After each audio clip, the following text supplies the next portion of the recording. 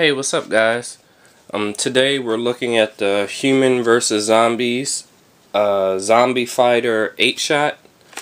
This is an official blaster from Human vs. Zombies, and it's available at Toys R Us for about $12. Yeah, I paid $12 for it. As the title says, it's a 8-shot blaster. And it's got a really cool paint job. It's got like a zombie on the side, and of course the HVZ logo, because it is an actual official blaster. And it's actually not a bad gun. It's pretty decent. It's got a tactical rail on the top and on the bottom, although the bottom one is very short, and the part of the trigger guard kind of gets in the way from longer attachments. Which you'll have noticed if you watch my preview video. But the rail on top and bottom does accept Nerf accessories. They fit well, everything lines up. The little hole in the top for the accessories, they fit, you can use them, and that's kind of cool.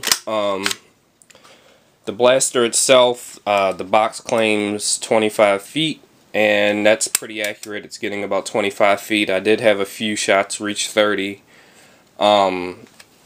It's got a really nice pull to it. It's a strong spring inside, and I think the reason it's only getting 25 feet is because of the dart pegs and not actual full barrels, which you can see the slit down the side.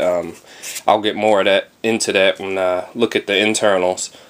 But unfortunately the handle is kind of small on this gun, but it does work. It's manageable.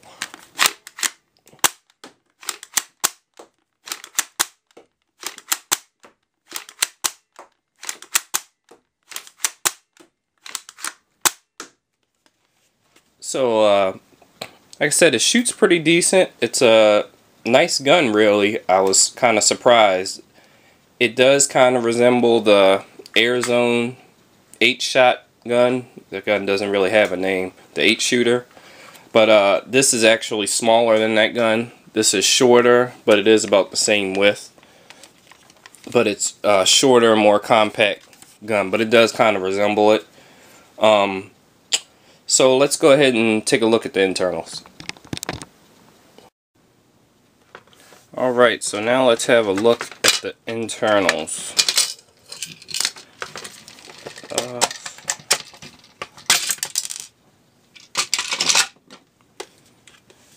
There we have it. Pretty simple. The turret and rotation mech is all built in together.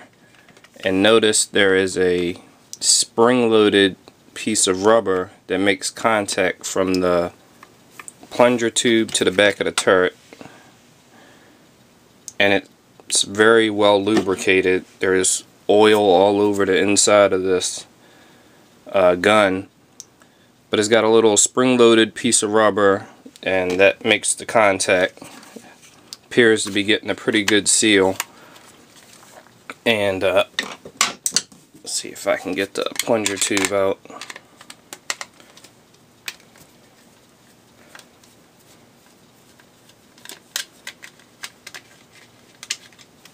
There we go. And that easily pops right out. It's got a very good, almost airtight seal to it. And the spring is really, I mean, it's like incredibly stiff. That's a really strong spring. So it's a shame it's getting the ranges it's getting, because this is a really strong spring, and it's got a pretty good seal inside the plunger tube. And really, that's pretty much all to the internals. There's like oil just poured inside this gun.